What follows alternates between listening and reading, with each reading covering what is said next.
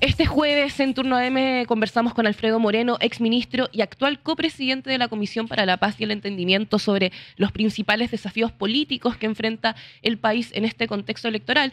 Alfredo Moreno, conocido por su trayectoria empresarial y política, asume ahora un rol sumamente clave en la resolución del conflicto mapuche. En su rol como parte de la Comisión se enfrenta a los desafíos de desactivar la violencia en la Araucanía y las regiones del sur, y al mismo tiempo que también se posiciona en la arena política para apoyar a Evelyn Matei en su camino hacia las elecciones presidenciales, y para eso queremos darle la bienvenida al panel. Muy buenos días. ¿Qué tal? ¿Cómo está? Primero, un honor tenerlo. Siempre habíamos querido que estuviera. Su aporte en la política chilena es notable. Y en este instante también, donde estamos viendo el relanzamiento de Evelyn Matei, y que ayer tuvo una noche bastante exitosa, en perspectiva. Si uno ve cómo funcionó el debate, hay un nuevo producto, digamos, en la calle. Usted sabe retail. Así que Vamos a tener que cambiar de tema porque yo ni vi el debate, así que no lo vio. no. ¿En serio? Como parte de la organización no. Pero si no soy parte de la organización, así que no. Pero de alguna manera usted está emparentado con el piñerismo y con esas dimensiones. Sí, pero son muy distintos eso de estar a cargo de una campaña o ser parte de la campaña. No, desgraciadamente no tuve la oportunidad por otros motivos, así que no lo he visto. Por supuesto he visto las noticias, y me alegro si fue un buen resultado. Oiga, y en ese sentido hay otra cosa que la que sí está de forma activa, que es la Comisión de la Paz y el Entendimiento. Tampoco, si la comisión ya terminó, ya soy expresidente de la comisión, terminó, pero sí soy, digamos, responsable y encantado de hablar de lo que es la comisión y lo que se propone, y ojalá que podamos llevarlo a la práctica. Y en ese sentido, ¿qué es lo que se propone y que hoy la gente debe estar informada a la hora de poder observar todo el proceso que está pasando? A ver, la propuesta de la comisión que llegó a manos del gobierno y que el gobierno afortunadamente decidió impulsarla en su totalidad, está compuesta de diversas partes, pero lo que hicimos durante 2 años fue conversar con todos los actores, tanto las comunidades mapuches como los agricultores, las forestales, en fin, los expertos, las experiencias internacionales, que nada es igual a lo que pasa en Chile, pero en todas partes hay algo que aprender. Recordemos que este es un problema que no solamente pasa en Chile, hay pueblos originarios y hay conquistadores europeos en prácticamente todo el mundo. Se crearon en todas partes los estados-nación, redujeron a los pueblos indígenas, entonces los orígenes en distintos lugares son similares y por supuesto sus características después son distintas, pero hay experiencias exitosas en muchos lugares y la mayoría de los lugares no tienen los problemas que tenemos nosotros. ¿Qué es lo que se propone? En primer lugar, cumplir con lo que el Estado no ha cumplido durante mucho tiempo. Voy a dar un ejemplo. La propuesta de reconocimiento constitucional es algo que está ahí desde el gobierno del presidente Elwin, incluso antes de comenzar, en el acuerdo de Nueva Imperial, en el año 89, el presidente Elwin se comprometió a eso.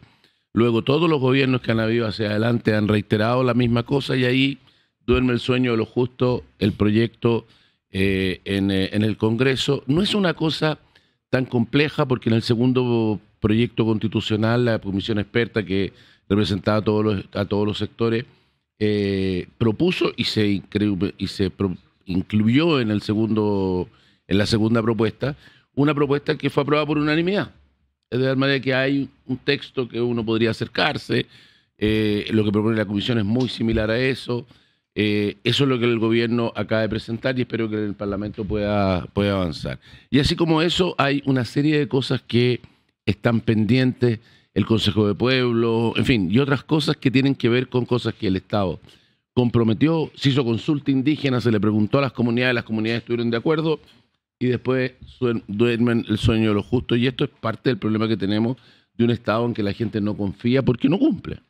En segundo lugar, tiene que ver con un grupo de personas que han sido totalmente olvidadas y que son las víctimas. Desde el año 97 tenemos atentados, últimamente tenemos menos atentados, pero mucho más violentos.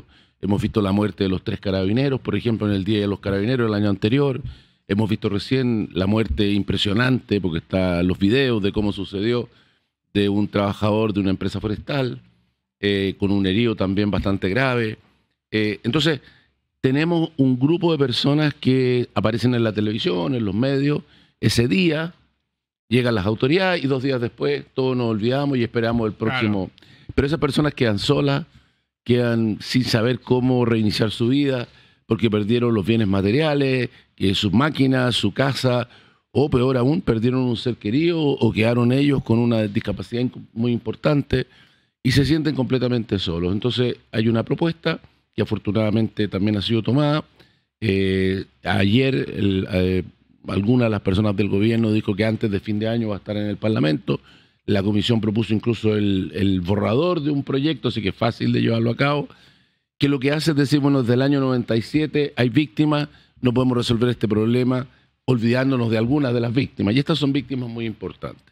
Y no les va a recuperar lo que perdieron, porque no se puede recuperar un ser querido, pero al menos la gente va a sentir que el resto del país le importa, que nos sentimos responsables de no haberles podido dar la seguridad que necesitan y merecen, y que no están solos.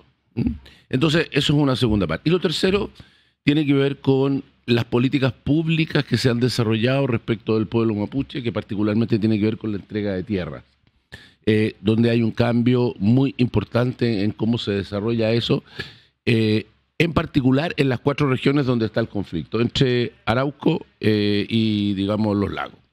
Entonces, en ese sector donde está el 99,9% de la entrega de tierras que se han entregado, ya se han entregado 300.000 hectáreas, hay un sistema que en el fondo ofrece de nuevo promesas que son imposibles de cumplir, porque se entregan papeles que dicen, mire, le hemos hecho un estudio, las comunidades presentan sus papeles, se demora 2 o 3 años ese estudio y se le dice, le vamos a entregar tierra. Los cálculos es que hoy día las personas que lo están recibiendo recibieron ese papel hace unos 25 años atrás. Claro. O sea, ya no confiaban. Pero los cálculos indican que los que están recibiendo los papeles hoy día y los que los reciban mañana, que es una larga lista, probablemente las van a recibir nuestro cálculo es entre 80 y 160 años.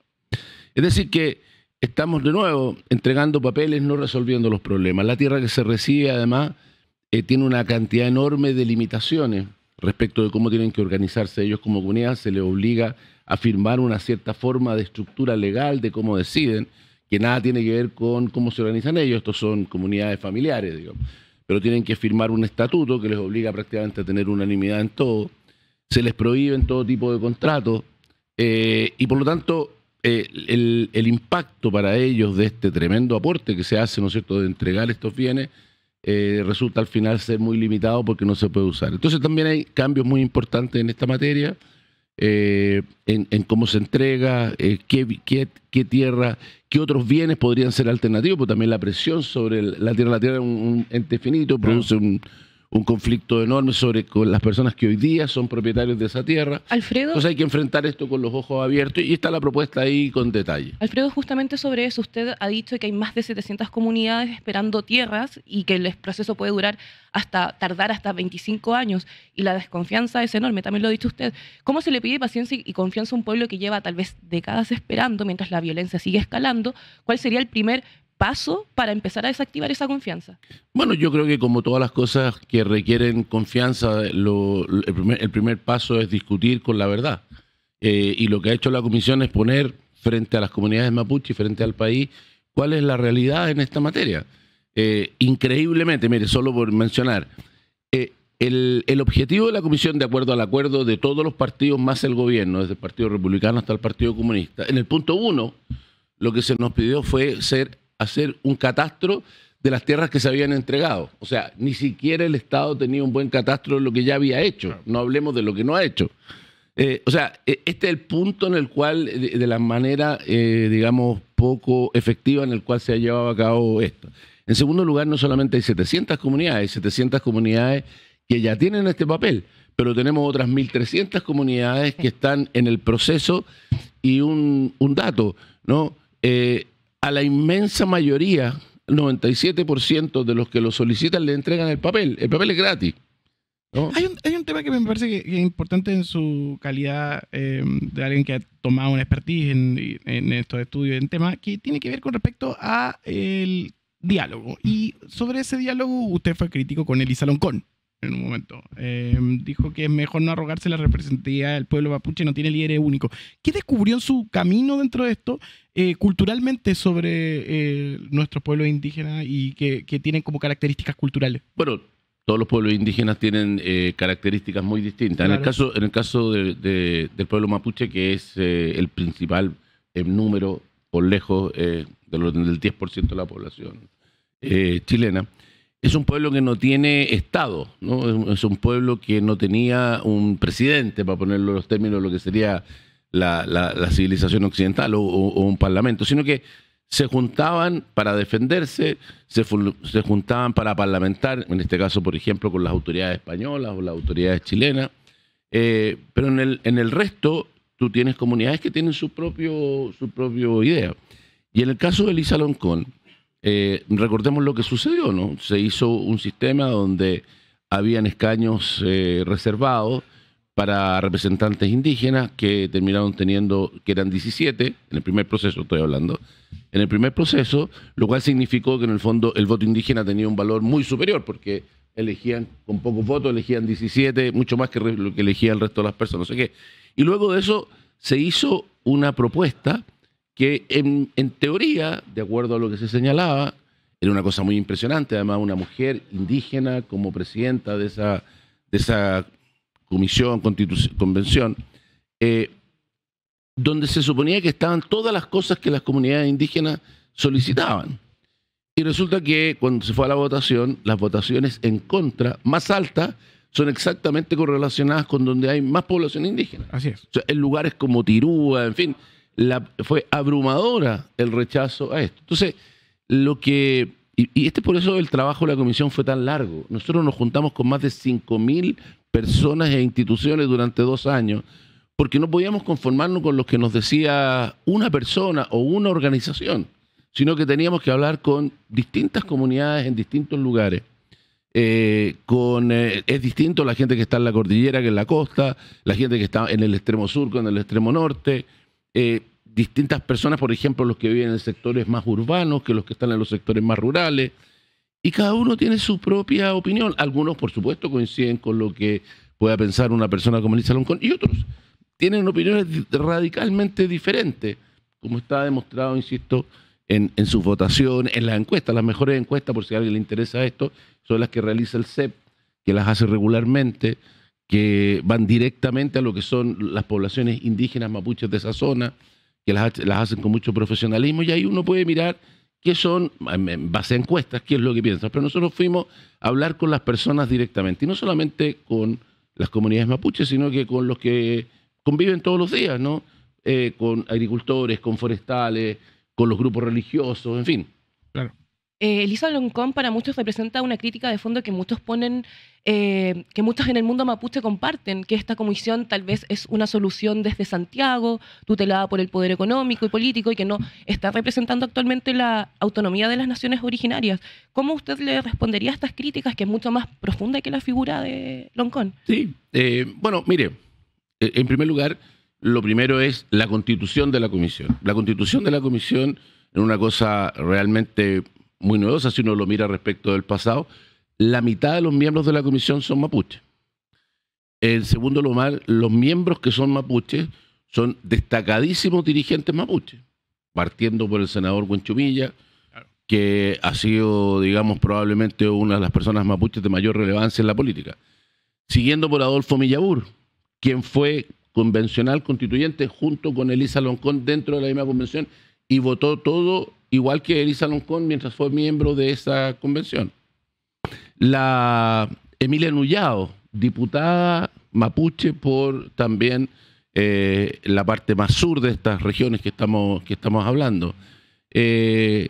Gloria Cayupe, quien es la encargada del gobierno regional del Biobío en materia indígena, y por lo tanto, y que proviene de una comunidad y que está al tanto, digamos, de lo que piensa, una cosa muy amplia. Así que dentro de lo que es lo que dije al principio, de que no hay una persona o una organización que uno diga, mira, esto es lo que piensa, esto es una cosa donde estaba presente un amplísimo arco de opiniones.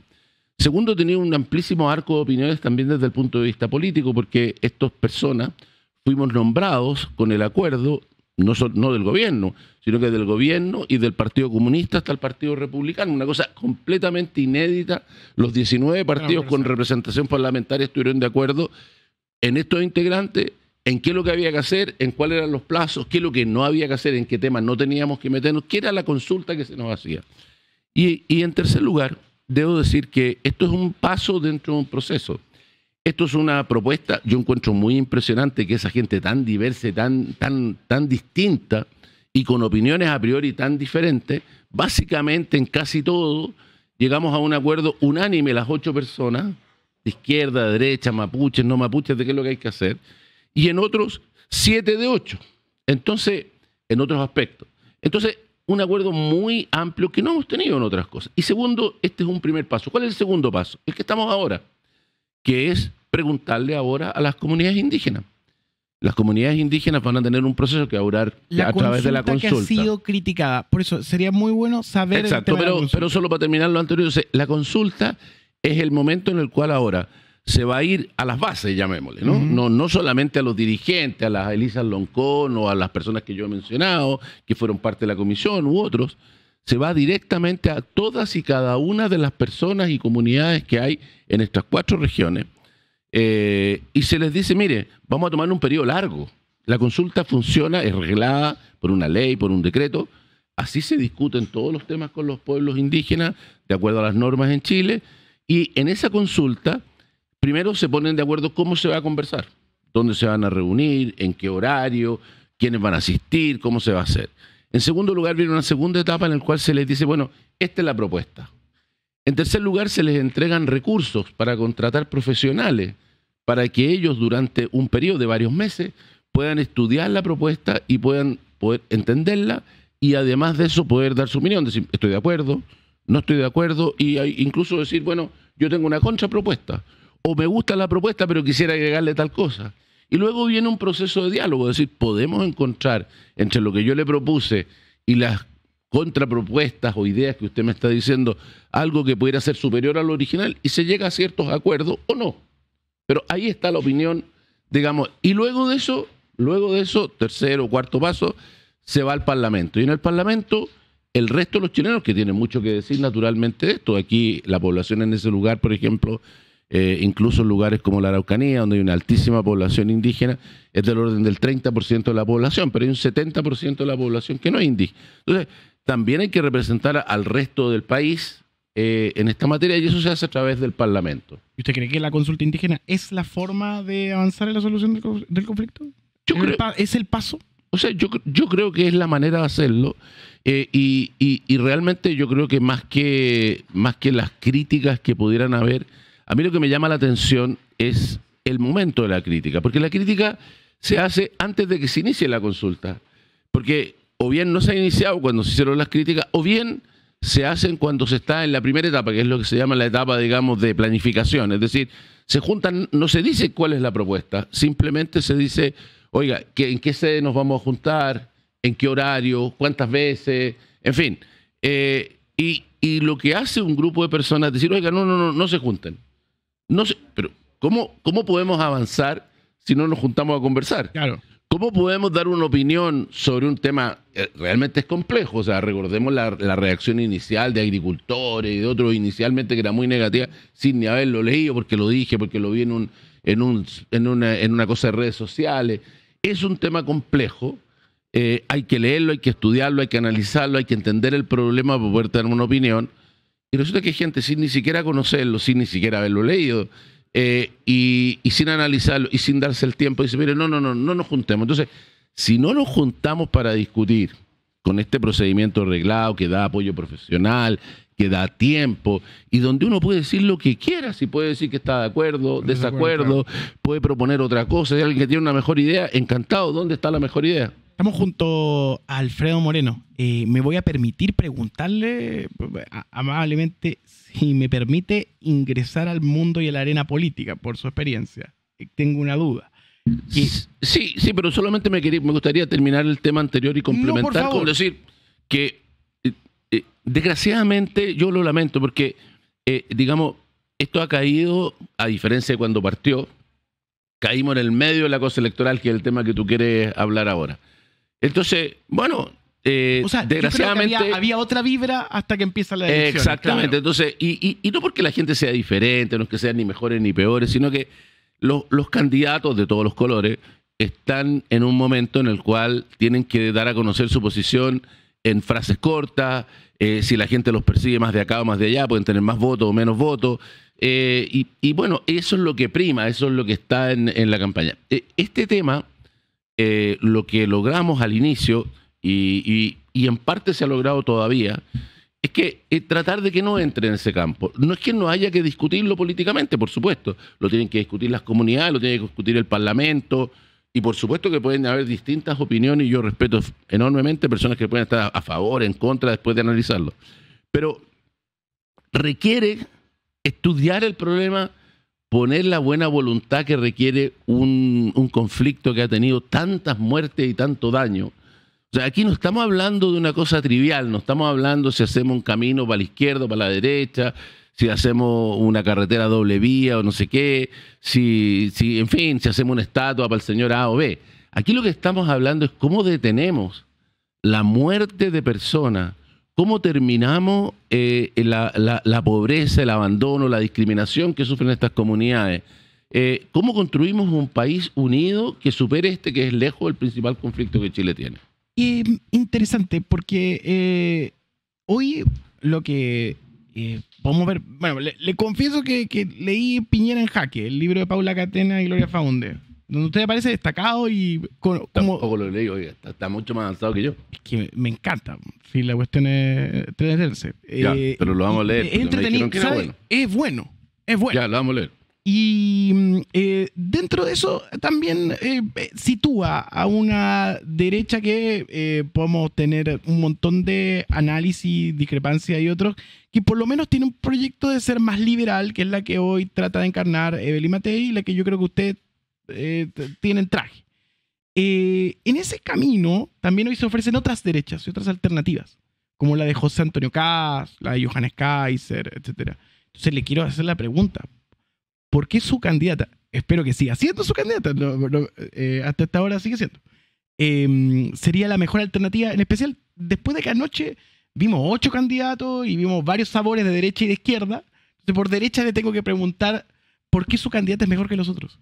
Bueno, pero en primer lugar, vuelvo a insistir, no vi el debate, así que no voy a entrar en la cosa menor que no tengo idea. Salgamos del evento. Pero por eso, saliendo del evento, que no sé, a mí me parece que, y esto no es un proceso solamente chileno, sino que mundial, en que de alguna manera nos vamos alejando, ¿no? Nos vamos convirtiendo en que nos miramos entre los buenos y los malos, en los de un extremo y de otro. Es muy difícil gobernar de esa manera, es muy difícil avanzar. Lo veíamos recién en lo que refiere al tema mapuche que mencionábamos antes. El principal problema es la desconfianza. El principal problema es la lejanía para poder discutir un problema con seriedad. Entonces, creo que hay que, para resolver los problemas gravísimos que Chile tiene, porque nos hemos quedado atrás de una manera impresionante ya por un periodo largo, donde hay gente que lo pasa mal, que además no ve muchas expectativas, incluso cosas que no se mencionan mucho, lo que pasa con los jóvenes, por ejemplo, que no tienen acceso a poder pensar siquiera en un sueño de tener una casa propia, como nosotros sí lo veíamos tan cercano hace 50 años atrás o 40 años atrás, y hoy día parece una cosa imposible. Entonces, hay cosas que tenemos que cambiar, hay cosas que tenemos que enfrentar, y donde las diferencias de opiniones están muy bien y son muy buenas porque permiten buscar mejores ideas. Pero cuando eso se transforma en una cosa en la cual cada uno está encerrado en su torre, no vamos a... Entonces creo que una cosa más amplia, una cosa que busque, digamos, tocar otros lugares. He escuchado en los últimos días algunas declaraciones de Pablo Esquella, del mismo José Antonio Kast, que me han llamado la atención porque justamente apuntan en ese sentido. Yo creo que a medida que cualquiera se acerque a tener que vivir la experiencia de estar sentado en la moneda, cada vez más lo que tiene que primar es eso, es cómo buscamos una manera de tener un país diverso pero unido. ¿Y cómo dialogar en torno a ese, y usted en su experiencia con este grupo, comisión y todo lo que le pasó también en la moneda, etcétera, cómo dialogar con las dinámicas de polarización? Bueno, mire, yo mi experiencia personal, lo que me muestra es que sí se puede. Le doy un ejemplo. A mí me tocó ser ministro de Obras Públicas. tuvimos el año 2019 la peor sequía que Chile ha tenido en 100 años. Tuvimos que intervenir los ríos. En Aconcagua tuvimos que poner militares en las compuertas para poder darle agua al paraíso. La escasez de agua en los campos era atroz. Veíamos con temor que podía llegar a afectar el consumo humano en las ciudades. Hicimos campañas, bueno, probablemente algunos de los que nos escuchan recordarán eso, a pesar de que a uno se le olvidan las cosas con 6 años. Hace poco, 2 o 3 días atrás, estuvo el expresidente de Uruguay y uno de los temas que conversábamos era cómo Montevideo se quedó sin agua y tuvieron que ponerle agua salada, en fin. Parte del problema que teníamos en ese momento es que la discusión era, ¿el agua es de todos los chilenos o el agua es una cosa privada? Y ahí nos matábamos. Y el problema es que necesitábamos agua. Y necesitábamos saber, bueno, y nos pusimos a trabajar, modificamos el código de agua, que es la ley, digamos, la ley del agua, que tiene miles de artículos y miles de páginas. Prácticamente por unanimidad, en medio de esa peor sequía, se acabó la discusión sobre ese tema. ¿Y qué nos dimos cuenta cuando uno se pone a conversar sobre el tema? Lo mismo que pasa en el tema de la comisión, que cuando tú lo miras con buena fe, estudias el problema, te das cuenta que tienes razón en muchas cosas y estás equivocado en otras, y viceversa con los demás. Y que cuando te das cuenta que estás de acuerdo en muchas más cosas de las que tú crees, que muchas veces además el problema es más el lenguaje que el fondo. O sea, entonces, de verdad eso nos permitió entonces enfrentar el conflicto que teníamos, concentrándonos no en la ideología, no en esta idea supuestamente irreconciliable, sino que ir a resolver el problema práctico. Bueno, y no hubo ningún lugar en Chile donde tuviéramos, digamos, problemas que no pudiéramos resolver en esa materia, a pesar de tener la escasez más grande. Y así te podría contar múltiples ejemplos de lo mismo. Y sí, acabo de comentar el ejemplo, por ejemplo, de Uruguay. El Partido Colorado y el Partido Blanco eran los enemigos de toda la vida, ¿no? Por centenas de años. Y bueno, terminaron gobernando juntos, terminaron sacando al país adelante. Hoy día Uruguay superó a Chile en prácticamente todos los estándares de desarrollo. Es hoy día el país número 1. ¿Y cómo lo consiguió? Lo consiguió porque no es que la gente abandone sus ideas, sino que se da cuenta que vive en sociedad y para que sus ideas lleguen a la práctica necesita convencer al resto de las personas y trabajar junto con ellos.